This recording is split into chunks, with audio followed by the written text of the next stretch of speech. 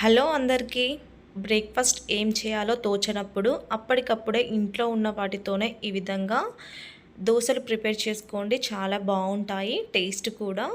Process కూడా తొందర అయిపోతుంది. ముందుగా కావాల్సినంత బియ్యం పిండిని తీసుకొని అందులోకి రుచికి సరిపడా సాల్ట్ వేసి కొద్దిగా జీలకర్ర చేతితో నలిపి వేసుకోవాలి. ఆ తరువాత 1 టీ స్పూన్ కారం వేసి ముప్పావు కప్పు బొంబాయి రవ్వని కూడా వేసుకొని కొద్దిగా అల్లం వెల్లుల్లి పేస్ట్ వేసి చేతితో బాగా కలుపుకోవాలి.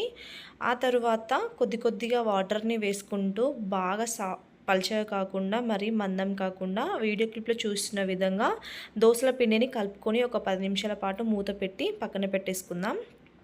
ఆ తరువాత స్టవ్ పైన దోసల పెనం పెట్టేసి దోసలు వేసుకోవడమే అండి. కొద్దిగా ఆయిల్‌ని వేసుకొని 2 దిక్కులా కాల్చుకోవడమే. ఈ వీడియో మీకు అంతగా అర్థం కాకపోతే మన ఛానల్ కింద లింక్ ఇస్తాను. ఒక్కసారి